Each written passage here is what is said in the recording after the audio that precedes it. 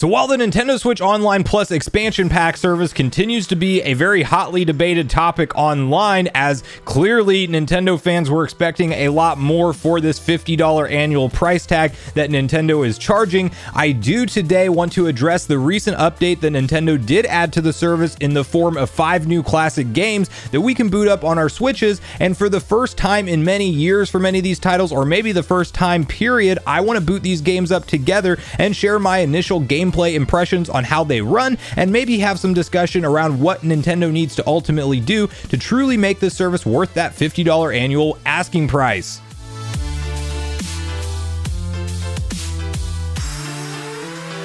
What's up, Nation? If it's your first time on the channel, make sure you join Sunbro Nation by subscribing below. Hit the like button on this video if you enjoy it today, and make sure you turn on your bell notification icon so you're kept up to date with all the newest gaming news. As I mentioned, guys, we're hopping through these Sega Genesis titles that were surprise dropped from Nintendo. What was it, late, like 7 or 8 p.m. Eastern time? It was like 7 p.m. Central time. I saw it about 30 minutes after. So literally, like, just late in the evening, they shadow dropped 5 Sega Genesis games that they're like, hey, go update your Sega Genesis NSO app. You have brand new games to hop through. And of course, I made a quick news update video, and it got me kind of thinking how a lot of the games that they added, while they are fan classics, I either haven't replayed them in years and years, or some of these I've never played at all. And I'm actually very excited to check out one, which let's get started with what's new here. It's actually Dynamite Headdy, because if you remember the news video, if you did watch that on the channel, I did not know what this game was, but I actually had quite a few different people comment the fact that this is actually a great platformer made by the same people as Gunstar Heroes, which, by the way, is definitively, I would say, maybe my favorite Genesis game of all time, right next to, you know, like obviously the Sonic games 1 through 3, and then Sonic and Knuckles are all top tier. But outside of that, and I do have some other great memories as well, Vector Man 1 and 2, and what's the guy with the Booger Man guy where he flicks the boogers and that's how you're killing enemies? I have great memories of that game too. I hope that makes it over to the service. I did not pick up the Sega Genesis collection that is actually available on the Switch, but I have seen other people online also mention that actually the emulation on a lot of those games is not good at all, similar to like the gripes we have with some of the N64 titles suffering from input delay and it just not running how you would have, you know, essentially remember a classic game to run. But before we talk too much just on the title selection screen here, I do want to hop into some of these games. We obviously have to play through, you know, most of these for the first time in, gosh, so many years. ToeJam Earl, I don't remember the last time I played that game, but it's been a long time. So you guys will have to bear with me as I figure out controls for all these things. I am actually playing on my 8-bit Super Nintendo controller that does have the analog. See if I can get that in focus there. Yep. And so this is my preferred way to play for just about all classic games, outside of obviously the N64 is what you would want to use if you're playing that and those N64 classic games, because honestly, guys, the button mapping is atrocious on the Nintendo Switch, like Pro controller or just any controller. It is nice the C buttons can be mapped to the analog, but at the same time, there's not traditional button mapping built into the emulators like you do typically expect to see when it comes to like replaying classic games. But of course, you can do it through the Switch system settings, but then that gets kind of dicey because then all your other buttons that are normally A and B, and when you're navigating the systems, are not the same buttons anymore. But without any further ado, let's go ahead and hop into, I think I will check out Dynamite Headdy first, just because of all the comments of people saying how great of a game this is. And thank you for letting me know that, by the way. And I also, I can't remember the username off the top of my head, but the person who told me that this is the same maker from Gunstar Heroes is like, that blew my mind because I had no clue, and definitely made me very excited to actually check this out. So we're going to hop into this one first. This is a blind playthrough for me, especially on this title that apparently a lot of fans, and I was even seeing on Twitter and stuff, people talking about this one actually being like a really welcome addition. So I'm excited to check it out. I don't know if we're going to get any kind of opening cutscene that I might have to skip past here. Okay, so I definitely thought I was watching a cutscene, and I'm actually playing the game here now. So of course it's telling me I can rewind, probably because of how terribly I've messed up so far. But I don't know what I'm supposed to be doing here, honestly. Oh, okay, all right. I guess we got the B button. I kind of throw my head, and I'm supposed to damage this guy. So okay, I can definitely I already see the style like of this boss, and just even how he's moving his arms, and even just like the design of his eyes. It's very reminiscent of just about all of the bosses and enemies that you see running around Gunstar Heroes. which if you guys haven't played that game co-op with a buddy or a friend, I mean, you're missing out. Like, it is literally so much fun. I would say that's maybe one of the funnest start to finish co-op shooter type experiences you can get. And I think I just beat the first level there, scene 1 of 1. So I'll be excited to see what all this game has to offer. I mean, I'm sure we can't play too long on each one and actually make this a reasonably, you know, like not a crazy long video. Like, I always tend to do that with these. Like, I have to cut out so much footage because I play too long in 1 or 2 games, and then before I know it, I need to get through the rest of my list. And, you know, I'm sure, I mean, there might be a small percentage of you out there that want to see an hour-long video, but I don't think most people would stick around for that, and rightfully so. Okay, I don't know how to damage this guy, which is part of my problem. I don't know if it's just a survival tactic right now. Now, here's one thing about the controller setup is, of course, the Sega Genesis has like 3 buttons on it, and well, I have more than 3 buttons on this, but I don't know which one. Like, definitely jump and attack are pretty clear, but I don't know which one is supposed to be what that 3rd button would be, which is funny because if you guys think back to the Genesis, a lot of the games that you would play with that 3-button layout never really used a 3rd button. Like, a lot of times the 3rd button would just be another. Oh, I think I'm toast. Yep, I'm not surprised because I was taking a lot of damage there. Well, at least I know what to do on this first part now with damaging this guy that's coming up behind me.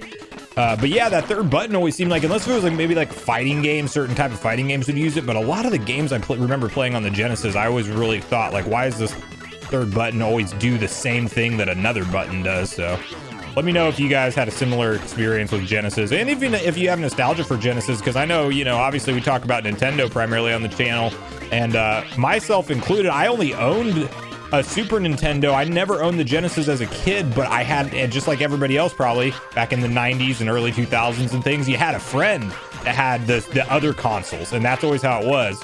Shout out to my buddy John. I'm sure he's probably watching the video. And me and him, you know, he had a Sega Genesis. I had Super Nintendo, and I would go over there and play it all the time. And that was how I got so much of my exposure to the Genesis library. Another buddy of mine, Josh, also had a Sega Genesis, and you know, that's like the way I got to play Sonic, and I only knew Mario at that point in time, you know. But okay, as much as I want to go get my revenge for this boss, I think we're gonna go ahead and, well, maybe I have enough time to at least try to see if I can damage him without totally dying like an idiot like last time. I have heard too, though, online, this game is kind of notorious for being hard. I just don't know how you're supposed to predict exactly where that's heading, like as far as those blasts goes. Okay, not going much better this time, guys, not gonna lie. Oh, of course you walk right into it, you idiot. So I'm not feeling extremely confident in my ability to progress in this game. And I can't even really like tell for sure if I'm hurting this guy. It's probably just this is probably gonna turn into a bunch of comments of people telling me how to play these basic video games. But yeah, I'm having quite the time figuring this part out. And then see, it's just like he literally gets your back against the wall. Now see, now that looks like it damages him. Surely it did, because his head actually kind of made that, you know, damaged like jerk back type animation. Of course he's gonna run. Yeah, okay, well, it's official. And I don't like to really use the rewind feature, to be honest, guys. I just kind of play it old school. But let's hop into something else, so we can continue on our playthrough here. Okay, so after a longer battle than that should have taken me to figure out, just I guess with this controller it was doing something weird where it wouldn't pull up that other menu when I was holding the L and R buttons. But let's hop into Altered Beast next, because this is a game that I actually do have some level of nostalgia for, because I didn't play a ton of this, but again, I played it at friends' houses from time to time, and it's just one that I have vague memories of, but I never really actually got too far into it, if I'm not mistaken. Like, I always felt like I was dying towards like the very beginning of the game, or at least not, you know, completing it start to finish.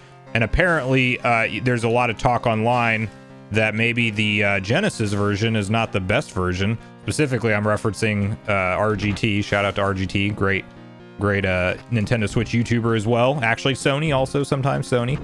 But he was basically mentioning in his video that he thought that the Sega Genesis version of this game is trash. So maybe I actually need to I need to check out the different versions to get the full gameplay experience. And that was kind of a thing back in the day. Like, obviously, you know, people who grew up in the arcades, and I would spend some time at the arcades, but it was like almost always like console play, you know, it was like primarily at least. So I didn't know what I was missing with a lot of these games, but then I did realize certain versions of the games later on, I would go back and realize like, wow, this looks way better on the arcade machine. And so, you know, a lot of them would get downgraded just so they could sell them on the whole home console. Kind of like we get a Switch port that comes to the Switch, but then, you know, it doesn't run near as good. The frames per second are dipping all over the place. The shadowing, lighting effects, things like that are all toned down. It's essentially that same thing, but back in, you know, instead of actually doing it, you know, instead of worrying about hardware, what am I trying to say there? Instead of worrying about like the hardware specs for the home console, they would just basically dumb down the game to make it runnable. And then, of course, big arcade machines, you could pretty much pump all the power into those things that you needed. I've always wondered like how profitable those things are as well, because, you know, they're just eating quarters all day long, and, you know, you want to play a single game, you got to pay to do it, you know what I mean? So I wonder what kind of profit they're actually snagging on that stuff. But see, if one thing you guys will notice about my playstyle, when I don't know what to do, I just go kind of balls to the walls and just completely try to attack as fast as possible. Like, that's always been my strategy in games, and it always gets me killed so often, but I still do it anyway. Yep, there's a, oh, well, it looks like I still have, I get the 0 counter, so I'm not dead yet, but I definitely will be soon. So there's probably a pattern I need to really just be observing here. I think I can actually go through most of those heads. So, but before I got it down, of course, that's game over. We couldn't even beat the first boss in Altered Beast either. We are 0 for 2 right now on our Genesis games. But let's go back to game selection, so that way I don't spend all day here checking these out. Let's go hop into ToeJam and Earl next. Now that's some early 90s classic music right there. Now, I know we're pretty much just wanting to adventure around in this game. I know you got to get, like, you can eventually buy things with bucks that you find and things like that. I know you can't fall off the edge of the map, like, but like outside of that, I'm like struggling to remember exactly what the later part of this game has to offer. And it's just, you gotta love the way that he's just dancing around until, of course, you run, and then we got a phone call. We unlock more areas of the map, so it's kind of like our dungeon map in Legend of Zelda terms. So I don't have a whole lot to say about ToeJam and Earl, other than I'm going to have to play this quite a bit. Oh, let's see if I can avoid this guy, because I know I don't got anything to really fight him off with. Oh, no, bummer. But yeah, I don't have a whole lot to say about ToeJam and Earl, just that I will definitely want to boot this up with a friend and go through it again. It's been so long since I played it. Like, it's just literally the main memory I have is just stumbling around the map like an idiot, trying to find everything that's in the game, and then just probably getting frustrated. I never beat this game, so I would love to hear in the comments down below from you guys what your memories are of ToeJam and Earl and what you thought of it. Next up, we're going to check out Thunder Force 2, which just reminds me of like R-Type, because that was the main like space shooter game that I played growing up. But this, of course, is kind of that similar style, similar vibe, but of course the Sega Genesis version of it, because anything that got popular on Nintendo, Sega did try to create at least something of their own. And maybe this isn't like a one-to-one comparison to R-Type or anything like that, but definitely kind of has that vibe to it, in my opinion.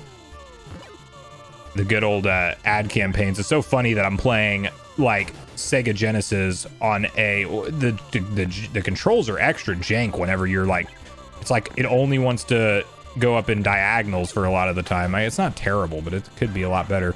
But it's so funny to be playing Sega Genesis titles on a Nintendo console, where the entire ad campaign for Sega Genesis back in the day used to be that Sega Genesis, or Sega does what Nintendo don't. Literally calling out Nintendo directly in their ads. It's hilarious that now, you know, you fast forward to 2021 and we're booting up a Nintendo console to play Sega's old games.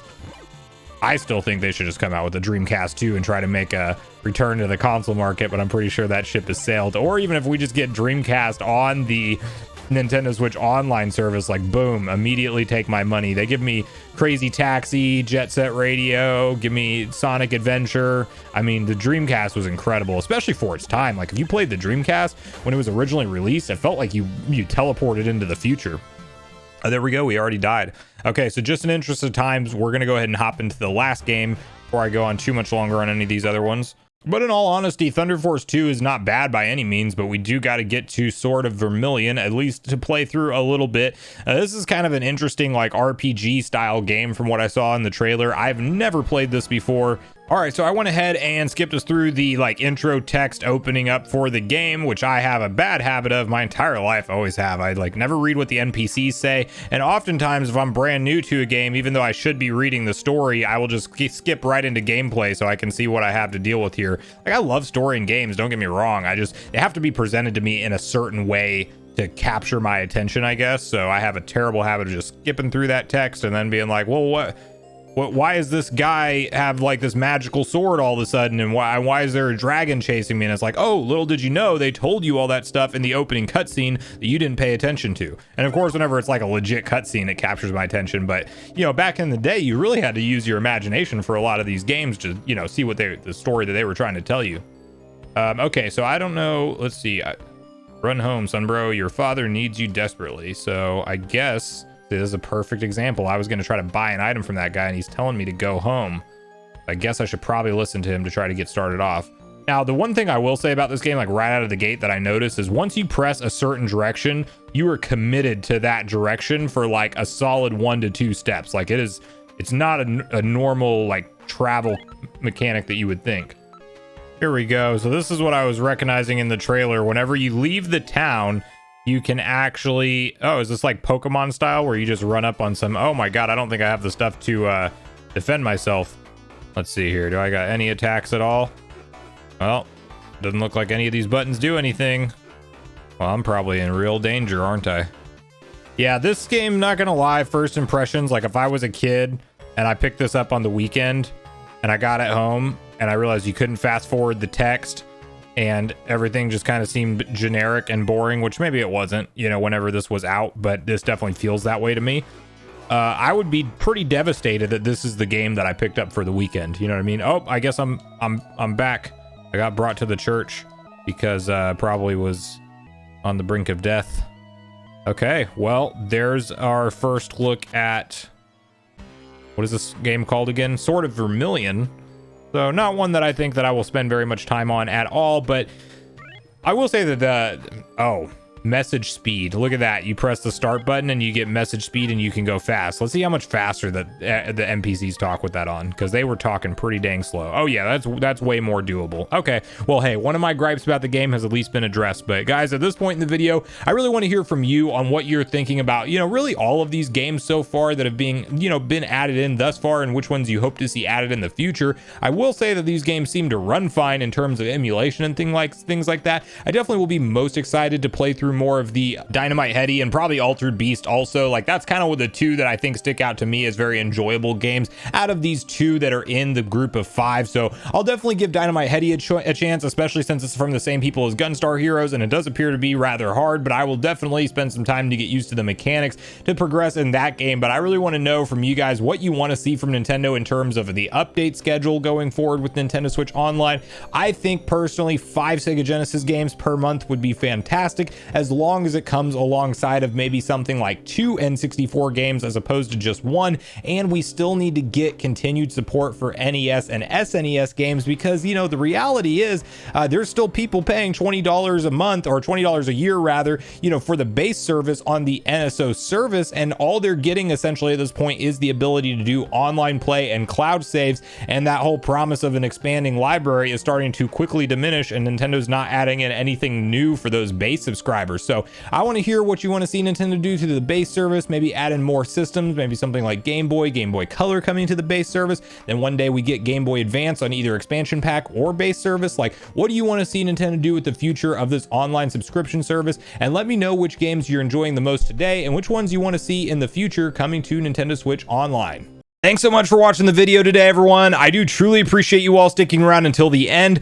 I do at this point in the video want to invite you all one more time to join Sunbro Nation if you haven't done so already. Do so by subscribing below, hit the like button on your way out if you enjoyed it today, and make sure you turn on your bell notification icon so you're kept up to date with all the newest gaming news. That's going to do it for me, guys. I hope you all have a great day. Sunbro Nation, out.